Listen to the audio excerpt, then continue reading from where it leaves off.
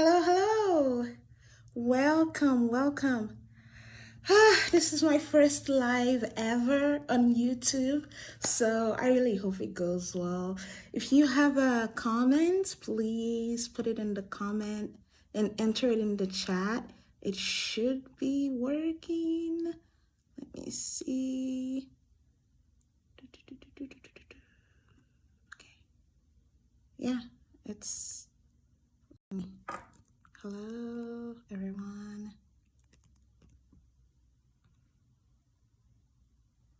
Anyways, if you can't hear me and it sounds like I'm talking to myself, please put it in the comment and let me know that you can't hear me.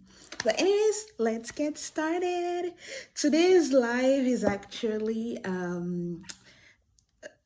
a little bit different. I have compiled, well, it's my first live, but I have compiled all the questions that you guys ask me and like all the little comments here and there or all the little DMs and some other things into this little thingy.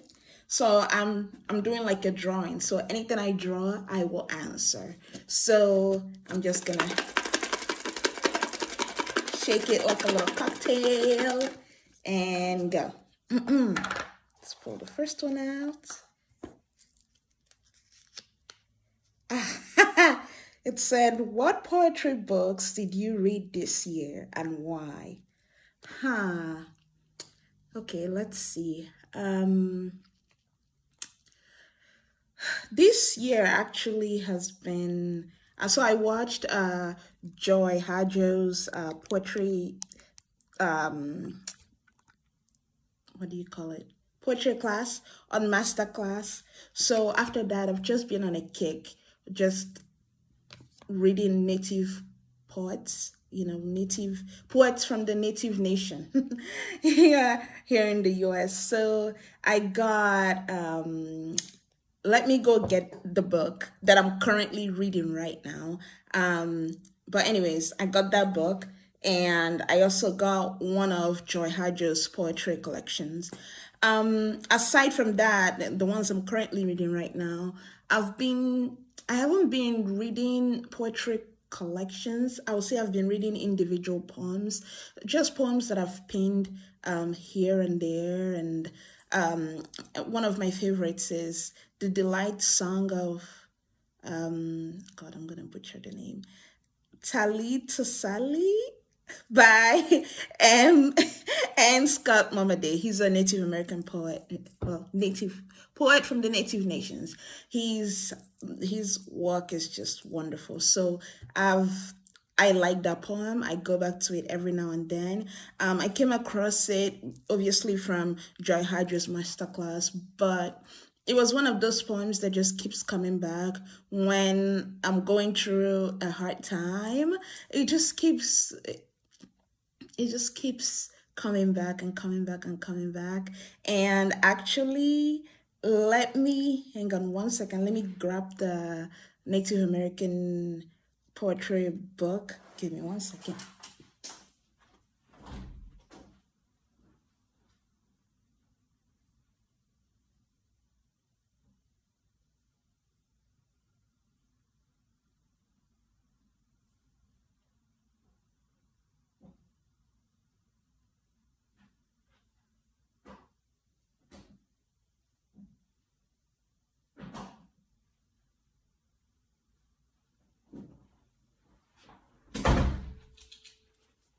Okay, right here. So I don't know where I put that book that I got that the poet Joy Hajo wrote, but this is another one. It was edited by Joy Hajo and it's called When the Light of the World Was Subdued, Our Songs Came True, a Northern Anthology of Native Nations Poetry. So it's just a compilation of many poems from different people of the Native Nations tribes. So yeah, I've been slowly making my way through this one. And one thing I like is that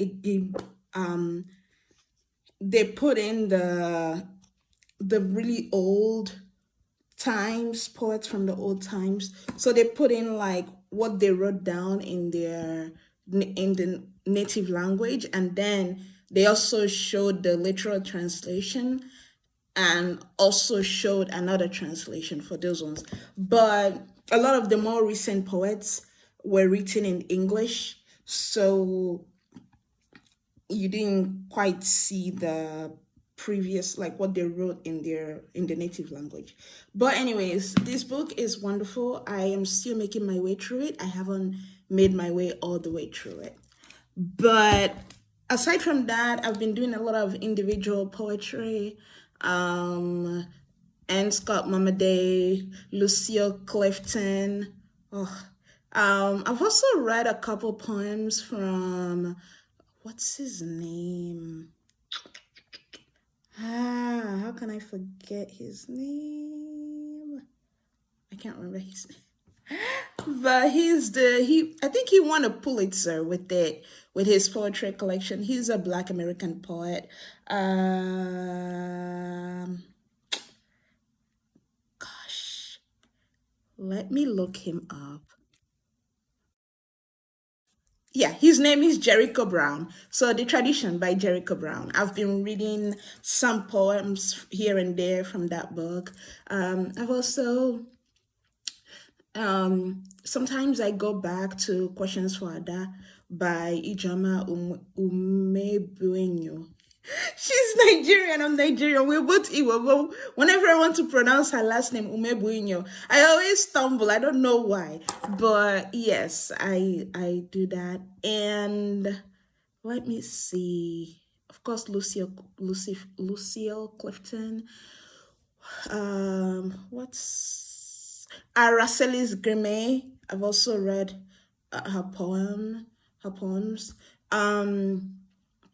And for Chinese poetry, I always go back to, I found this compilation of Li Qingjiao's poems.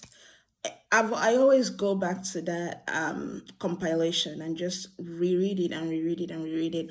And one of the things about Li Qingjiao is I read like like a book that was essentially a study analyzing all the poems that have been attributed to her, saying that some of them are not her poems, and some of them they can't quite say that are her poems, and some of them really are her poems. So I still call them Li Qingjiao's poems, even though I don't.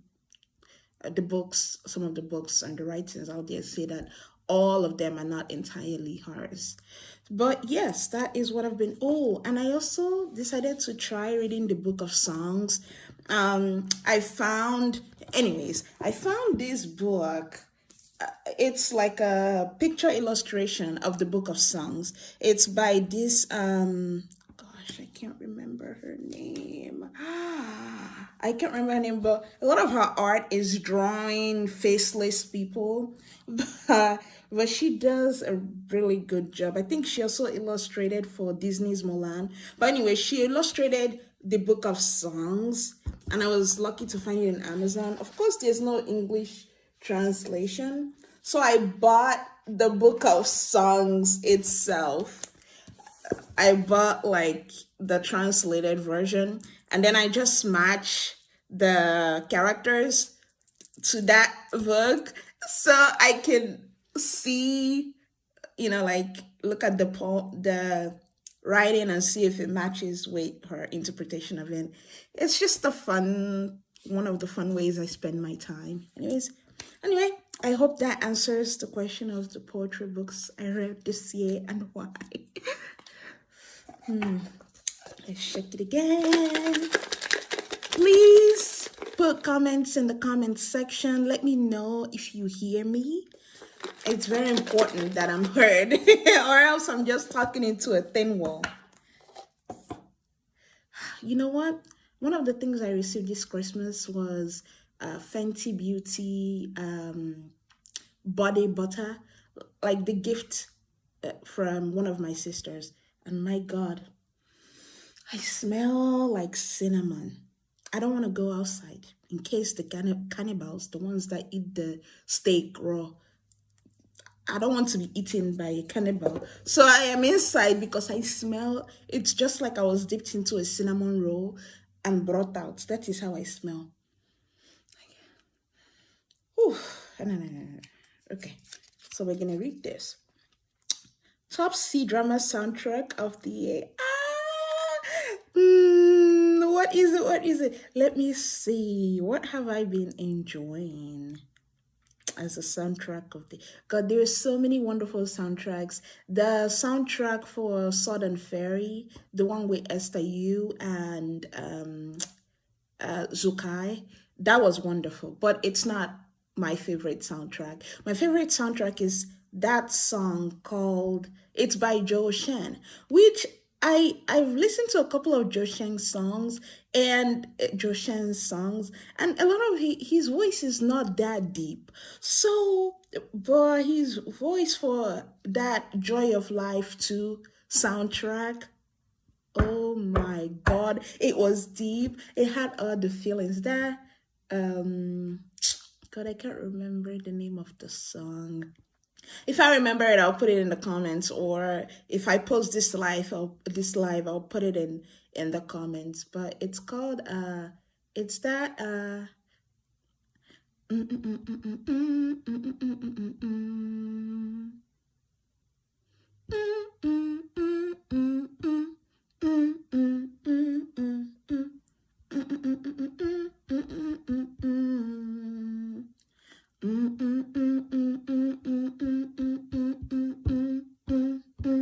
Well, anyways, the Joy of Life soundtrack for season 2, that I think is the ending soundtrack. Oh my goodness. It's called Excuse Me by Joe Shan. Yes, yes, yes, yes, yes. That song went triple, quadruple platinum in my place. Jesus Christ. I played it and played it and played it and played it and played it. And I still play. I haven't gotten tired of it yet. Like, I don't know why. But I love that song. Okay, let's see.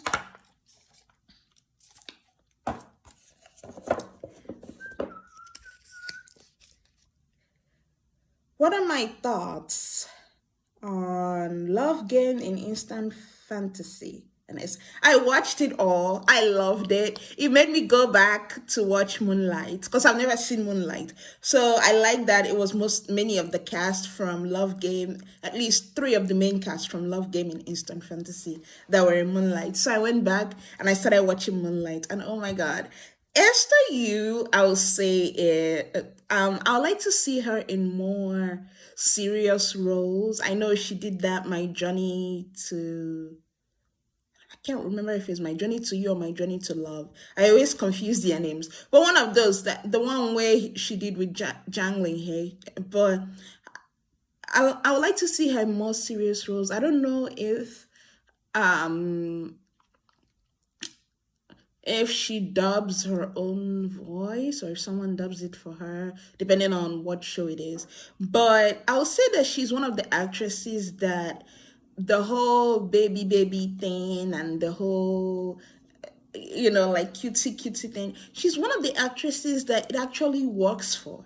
Like, again, and she actually makes it comedy and you actually laugh. Like, you don't get, at least me, I don't get irritated. Like, there are certain actresses that will do the whole yeah, and I'll just be like, irritating. But Esther Yu, she turns it into comedy. She does great comedy, number one. She turns it into comedy and it's just so hilarious and adorable at the same time.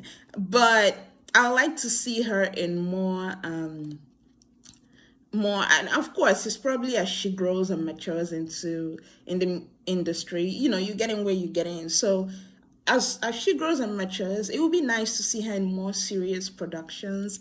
And of course, from what I've seen of her, she'll probably still bring in the cutesy, but it's nice to see her in I think her full potential is not being explored yet. Like there's still more in Esther Yu to come, and I'm excited for her.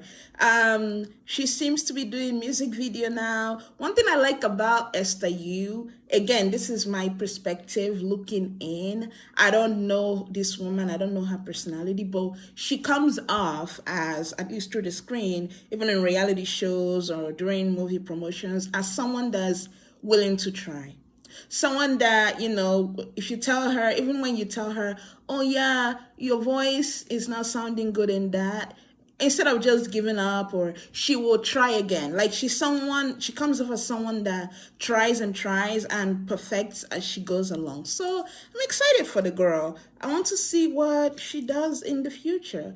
And also in Love Game Instant Fantasy, the other character that she played that was more serious, it gave serious vibes. So I know she has it in her. I just want them to use her more in wonderful shows. But anyways, Love Game in Instant Fantasy. I went in there not knowing what to expect. But you know what? I loved it. Ding Yuji was good. Esther Yu was good. God, I can't remember the name of the other two. The guy that played gosh, I can't remember the name. The sister of Ding Yuji and her boyfriend in that show, they were equally good. It was such a wonderful drama. It really was. I enjoyed it. 10 over 10. Okay, let's see.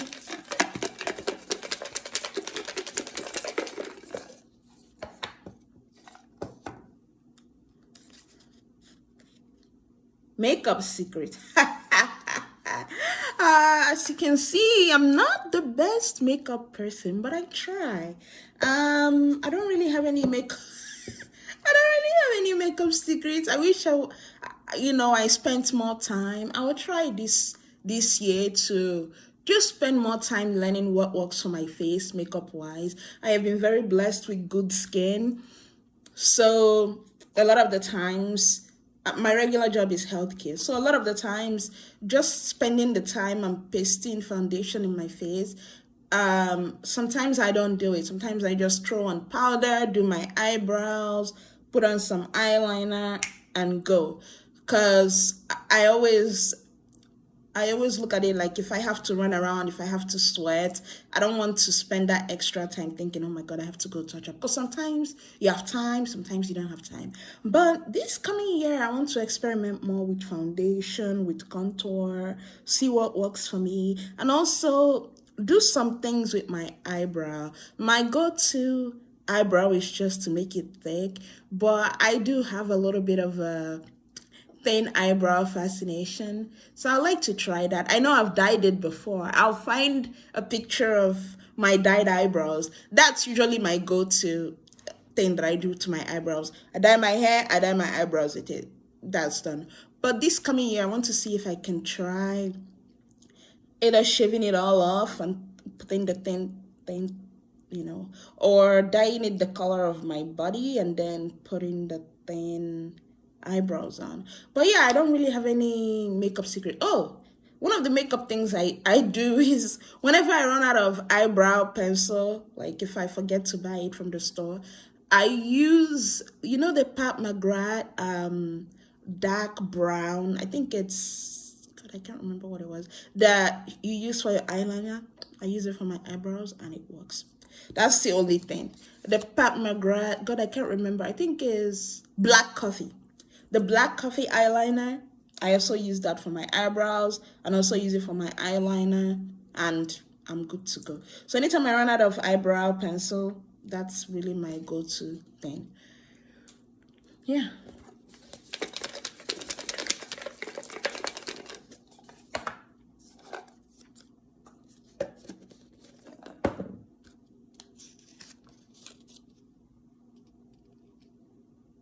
New K-drama that I want to watch.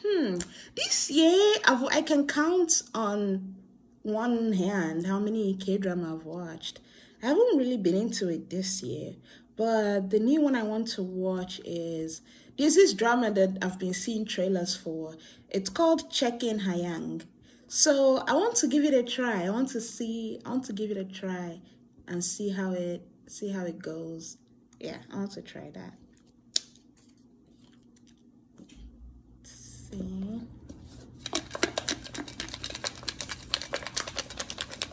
Mhm. Favorite poet. This is the second poetry question I've gotten. My favorite poets. I don't know if I have a favorite. I'll say that poetry has been aware of life from a very young age. Even the way we spoke in Nigeria, the way your parents spoke to you. I always gravitate towards, it's not, I won't call it flowery words. I would call it flowery words, but I always gravitate towards metaphors, figures of speech, things like that. Even when we started learning English, that was one of my favorite subjects. Well, not subjects, but like the portion of English. Whenever it was time to learn all the figures of speech, I always loved it. But favorite poets, well, again, I don't have a favorite, but I'll say I really love the works of Lucille Clifton. Let's see, who else? Obviously, a lot of Li Qingzhao, a lot of Chinese poetry I like. And I'll say, I won't really say that I have favorite African poets, but I will say that a lot of the African writing, be it stories, be it even the ones I read growing up that I can't remember, the Chinua Achebe's, the Wole Soyinka's poetry. But anyways, Wole Soyinka, Chinua Achebe, like all the um what's that lady's name that we read growing up? God, I can't remember. Like even Igbo, like a lot of the Igbo texts that we grew up reading in school, like Miro Koije Bumbe, talking about the Nigerian Civil War and all that. But a lot of that is poetry. I remember Ama Aita Ido from Ghana. Her book Changes. It is layered. It's a book, but it's layered with a lot of poetic writing. So it's not just the poets that influence me. It's also people like writers that just have poetic writing. They too influence me. But yes, I right now I don't really. My favorite poet is myself right now. There's also the Shakespeare that I like too, especially the dramas that he has done. That I like. What else? Some of Rumi, some of Mahmoud Darwish. God, there's this poet from the Caribbean, the one that said, God, I've quoted him before, where he said he always associates the writing of poetry to the saying of a prayer. God, I can't remember his name. If I remember his name, I'll put it in the comments. But he's from the Caribbeans, and I think he's from, I can't remember which part of the Caribbean he's from. But if I remember him, I'll put him in the chat, or I'll put it, if I post this live, I'll put it in the comments. Okay.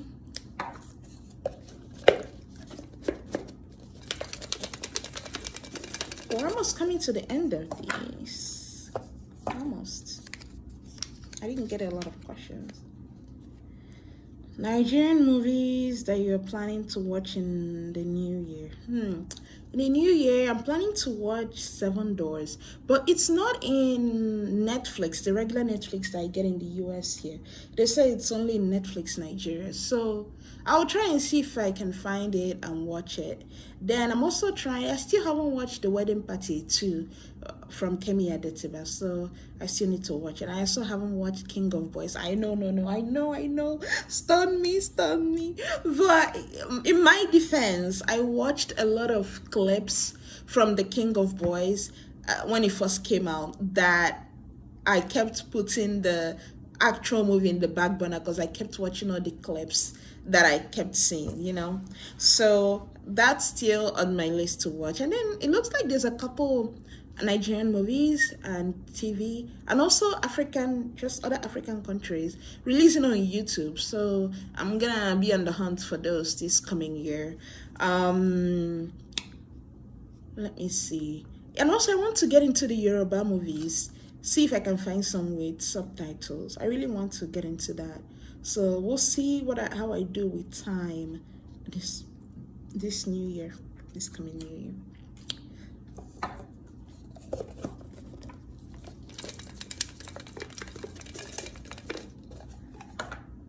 Okay.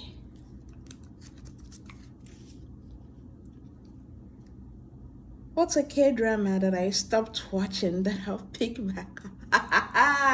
There's a couple that I stopped watching just because it just didn't do it for me anymore. But one of the ones that I stopped watching that, you know, I might pick back up is, what do they call it? Numbers by it has Choi Jin Hyuk, and it also has Kim Myung So in it, and it's about this accounting firm and this guy trying to take revenge and right the wrongs of, I think it was someone in his family, I think it was his dad that was killed, or a foster father, I can't remember, but something along that lines, along the lines of that. So Kim Young So plays, I think his name was Ho in the show, and Choi Jung Hyuk, I can't remember his character's name, but he was kind of like his mentor slash someone that he was really angry with, all that. But one of the things about the reason why I really liked that show, by the way, but the reason why I stopped watching it was because at that time in my life, it hit a little close to home. If I had watched that show 3 years ago before it came out, when I was still in college, I would have been like, oh, why is everybody bullying Ho? Give him a chance to prove himself. I would have been like, oh yeah, all the office workers are haters and all that. But no, now when I was watching that drama, I was actually going through a couple things at work. Office dramas, that's one of the places where it really is at.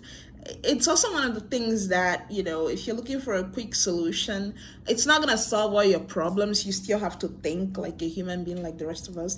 But it really has interesting scenarios that sometimes you meet in your workplace. But one of the reasons why I stopped watching that drama was it hit a little too close for me. I was going through a thing at work at that time where, just things that were reflected in that drama. But so I stopped it just for my sanity. But one thing I will say is, if you're ever in that position where you always like, oh, this guy, they should give him a chance or whatever, until you're the one in that position, until you're the one that is working with that person that we gave a chance to.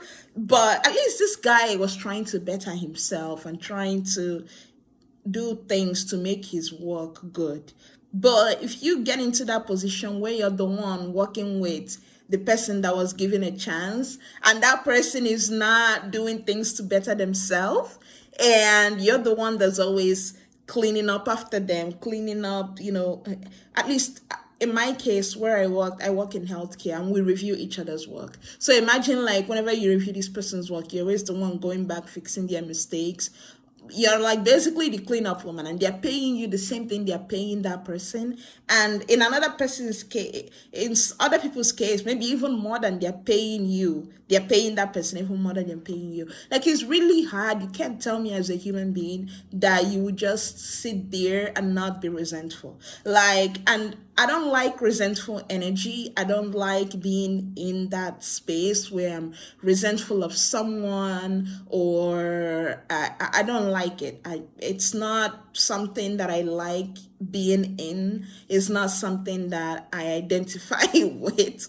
Like, whenever I feel that, I know it's either time to pack up and leave or time to address that situation. So I will always say, like, now I would like to go back and finish watching that show, but now I see why his coworkers did what they did, why they refused to work with him, why they refused to. It can feel like bullying when, to the untrained eye, to the person that hasn't experienced it before, but they chose self-preservation. And frankly, seeing, after going through what I've been through in the recent times, seeing that, I understand why self-preservation really is the only way to go.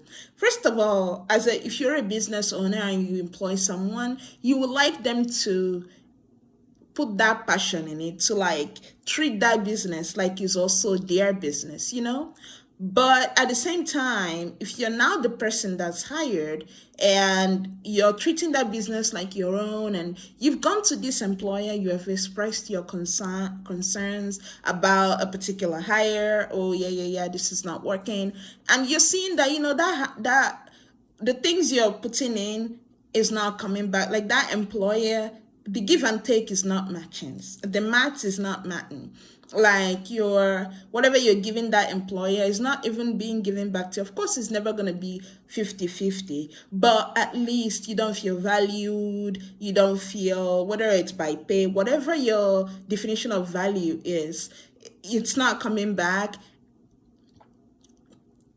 I've looked at it many ways. Self-preservation really is the way to go. Either find another job or move to another department, or just in a way that you won't have to deal with or be the one fixing this particular hire's mistake. Now, I'm not saying once you see, oh, new hire, then you run away. No, like, of course, there has to be a middle ground.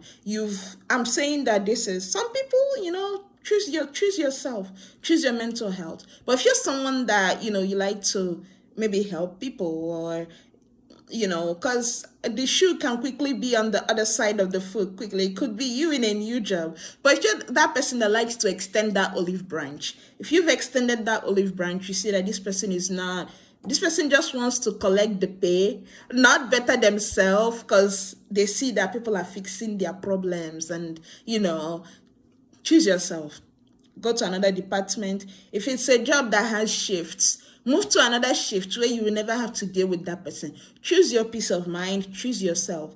Where you never have to deal with that person, move to another department, find a new job. I get it. Like, some people will be like, oh, well, I was here first. Why do I have to move because of this other person? But sometimes, sometimes there are people that are hired to fill that seat.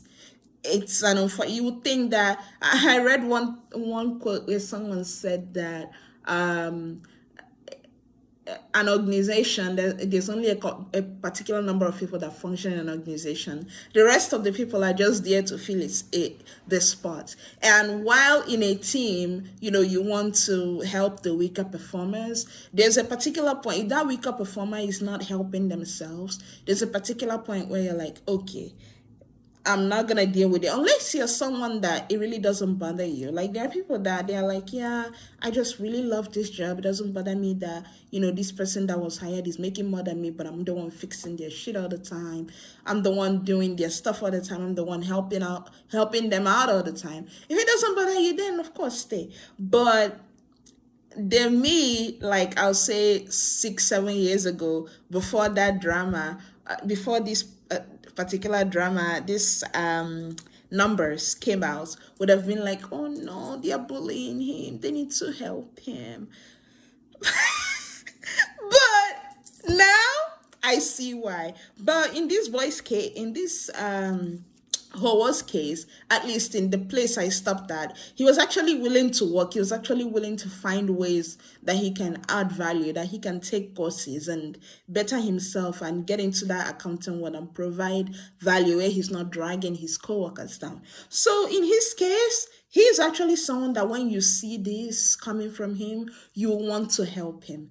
This is someone that you will want to help. And I think that's what Choi Jin Hyuk, his mentor, saw in him. I was like, okay, I want to mentor this guy. I want to help him out. But the people that just sit there and collect a check, self-preservation, at least I've found, is the way to go. And at the beginning, I was mad that the coworkers were treating him this way. But after going through what I went through, this, I think it was a year ago or 2 years ago, sometime somewhere in my life, I went through something like this. I now I see why. And also, if the shoot is on the end of other foot and you find yourself in this case, like I've been new before, I've been new to another job, to a new job before, I've been the new grad, new hire that didn't know anything. Like I would say, learn all you can. Like learn all you can. Make sure that you're not, I'm not saying be a beggar and live on your knees and worship everyone. No, just learn all you can and make sure that you're providing value, and make sure that you're not just there just filling up space, I guess. So yeah, that's all I have to say about this numbers TV show. But yes, that's the K drama I will pick back up. Let's see. So these are questions that I got, but I didn't have time to put them in the little thingy. So we've run out of that. But yeah. So this said, music that you played the most this year. Woo! My Spotify Wrapped, and now YouTube is doing a YouTube Wrapped too. It's so funny. But anyways, I will say that I played a lot of Nicki Minaj. I played I played Win Again. I played Looking Ass. Looking Ass. I played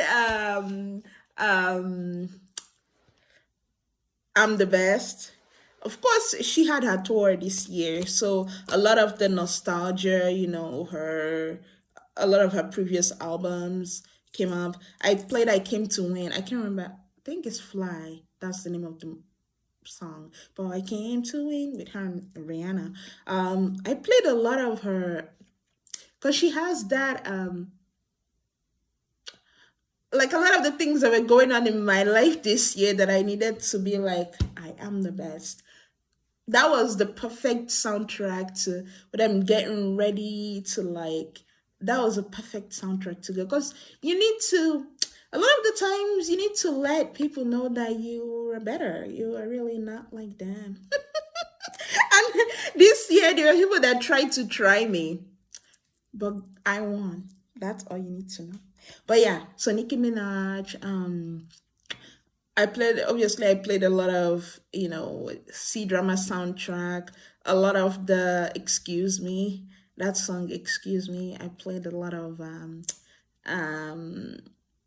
that Southern Ferry, the whole soundtrack for Southern Ferry with Esther Yu and Zukai. I played that a lot. I played a lot of that song Gwagwalada with Shei Vibes and Buju BXXN and Keys Daniel. I played a lot of that song. Who else? What else did I play? Uh, hmm. What else did I play? And because of that song, Gogolada, I was introduced to. Seriously, that was what introduced me to Say Vibes. I know. You can say anything you want in the comments. I've been sleeping on Say Vibes for a long time. I get it. No saying, no vibes, right? I've been sleeping on this guy for a long, long time. But this year, I actually got into a lot of his stuff. I played a lot of Saint Vincent. I liked her song that she did for that movie. That song Nowhere In. I played a lot of it. I also liked her. I like her new album. Um, God, I can't remember the name of that song. That was the one where I can't remember the name, but it's like a blackout, and it's very the something about the lights are out in Central Station. The radio is reporting it, but anyways, anything Saint Vincent, wonderful. And this her latest album. I like her the visuals, like they weren't like some of them weren't even music videos, but like the visualizer whatever for the audio was really good. So yeah, she's I also watched um her class on master class. Wonderful, great lady. So what else did I play this year? Gosh, I can't remember. I a lot of Davido, a lot of I also checked out a couple of Wizkid's new song. A lot of I also did like the whole nostalgia thing. I went back and I played a lot of Craig David, like run the whole way to my place. Yeah, I played a lot of that. What else did I play? A lot of Ashake, just a lot of Ayasta. Her song comma. Oh, steady increase in the commas. I beg oh yes, I'm increasing the commas on my life. 000 more zeros in my bank account. Amen. So yeah, I can't remember what other song. I listened to a couple of Simi's songs, the Nigerian artist Simi. Some of her songs, some of Tiwa Savage. I also listened to some of the Caveman. Let me see. Oh, Flavor, the Biggie Ballers in town. Yes, I listened to some of that too. This coming year though, the Kid Aju sisters, I listened to they have it's an older song, like older songs. And then Onyeka when the songstress, the wonderful, powerhouse of a woman, she passed away this year. So I went back and I listened to a lot of her old songs and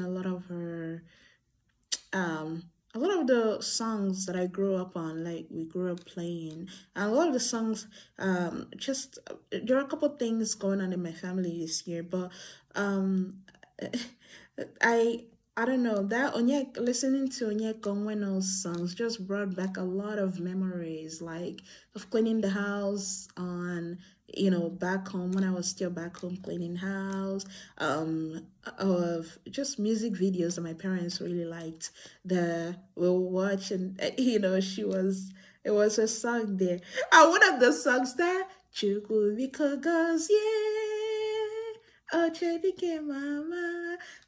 Anytime my mom annoys us and she wants to, get back in our good side without apologizing, she'll now start singing that song. Nagos your name. It's but yeah, I went back down memory lane a lot.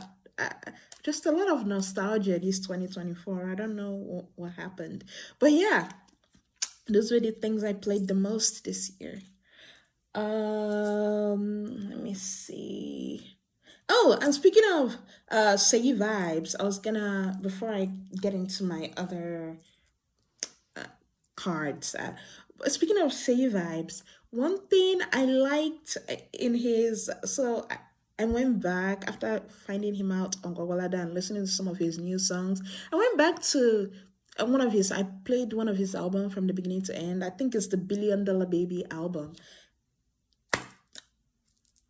It was 10 over 10. But that song, Chance Naham, oh my God. I don't know why you put in that song, but I've been bumming to that song. I love, love, love that song. Another thing about Say Vibes is for his $1 billion music video, I like how he brought I don't know if the wrestling, the fighter culture. You know how in the ring, like a lot of people will usually take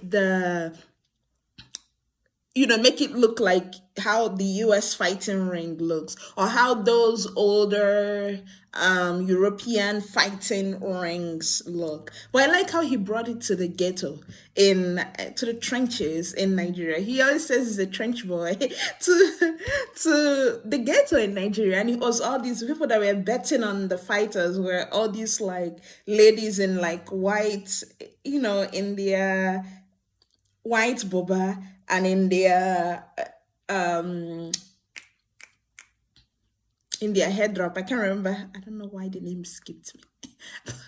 In their head wrap, they were the aunties. They were the ones betting on. And I like how he set it up in the ghetto. It was really nice. But I liked watching that $1 billion music video. It was nice. I will shout him out. But yeah, this coming 2025, I like to listen to some of his other albums, because this I've listened to his songs sprinkled in here and there, but this $1 billion baby album is the first that I've listened to all the way from beginning to the end. So I like to listen to a couple more Say Vibes album. Yeah. Oh, I also liked that Keys Daniel song that was going around that Mahaba, or whatever. I like that song too. Okay, so I would like to make a couple announcements. Um, of course, you know that my book, Tasteful Hypocrisy, will be coming out I won't say beginning, I'll say spring of 2025. I still don't have the date yet, but I'm really excited. It's my first poetry collection. I really poured my heart and soul out into this book, you guys. Um, a lot of the poems there, I can't pick a favorite. I love them all. I love them all. I can't pick a favorite. But yes, yes. So this book will be coming out soon. And please stay tuned. Please, right now, as you're watching this, go to my website, thecurvycauldron.com, and please, please, please sign up.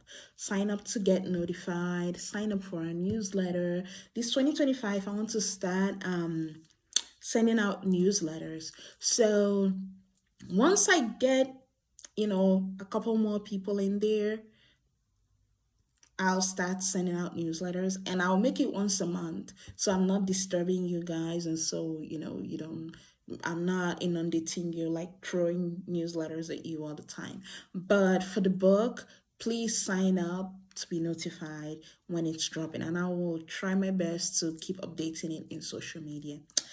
And that's number one. So with the little a couple minutes we have left, I want to show you something that I've worked on, and I will include the website where you can purchase it at. But I was actually, hang on, let me grab it. Hang on.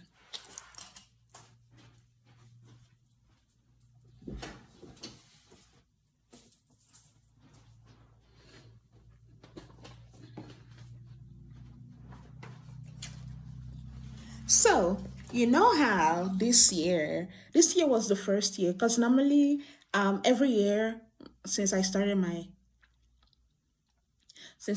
blog, every year I did what do you call it again?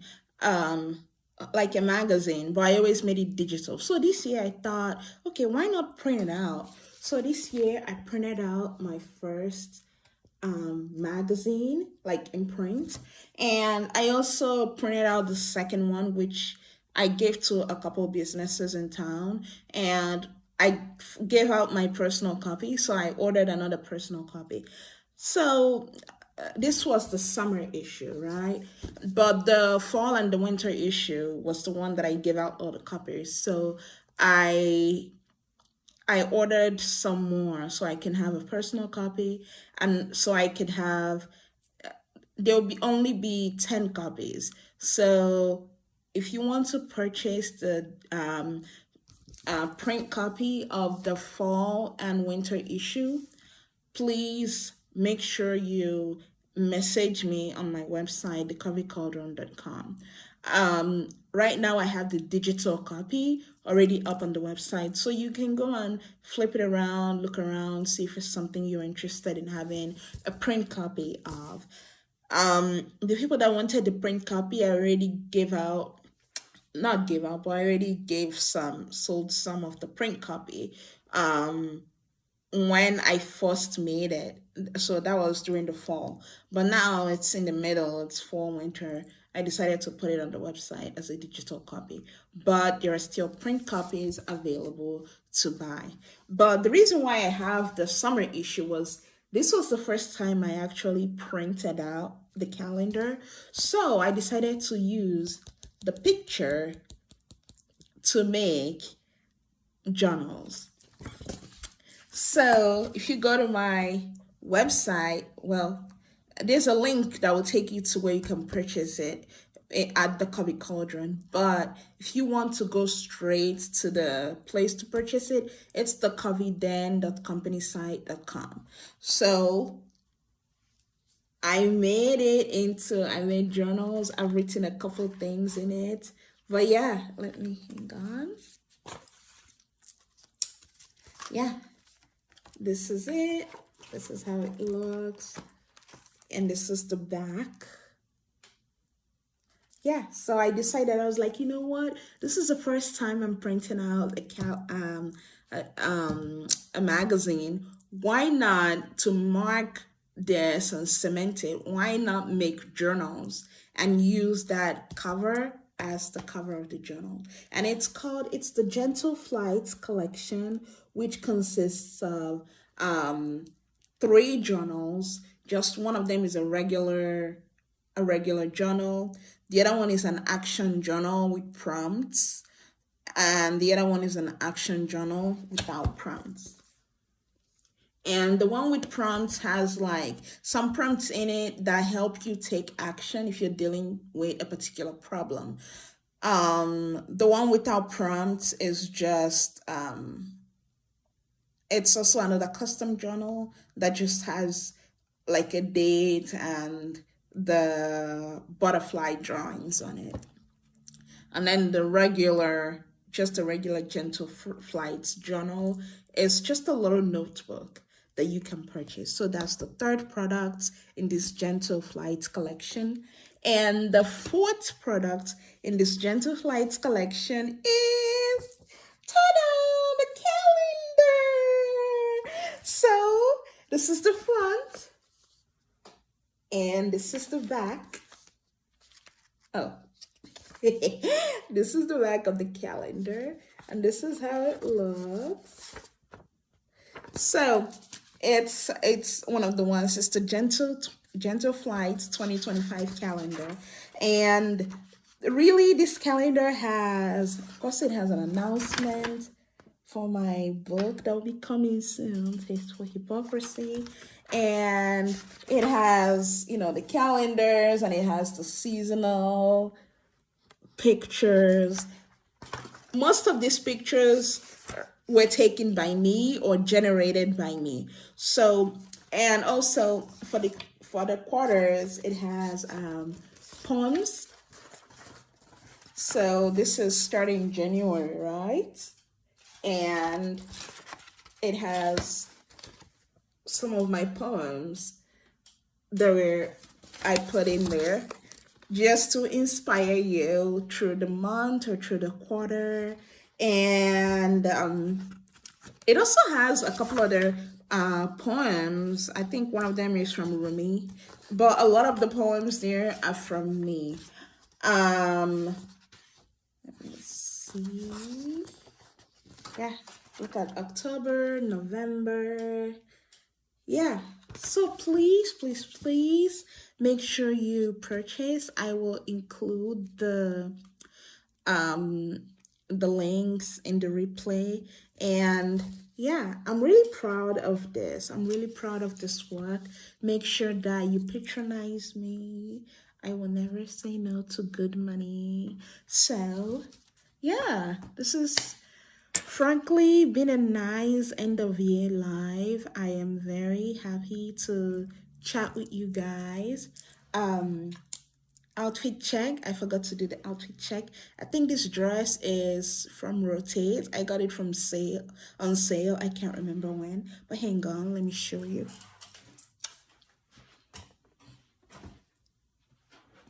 Yeah, this is how it looks. So fashion, and then this is how the back looks. And then the jewelry. Where did I get it? Where did I get it? I can't remember. I can't remember where I got it. But yeah, I am so happy that you guys decided to join me. I am so happy that you decided to replay this. It's been a year of, let me see, what has 2024 been? 2024 has been a year of just wonderful things happening in my life, in the life of my family, in the life of my family members, but also some challenges, like some really challenging things that require grunt work that is now carrying on into 2025, that I'm hoping, I'm always praying for hope, and I'm always praying for strength and guidance to make wonderful decisions regarding these challenges. So, stay strong out there, stay healthy, stay safe, and welcome to the new year. Let's do better this year. Let's be the best always. This coming 2025. Mwah, mwah, mwah.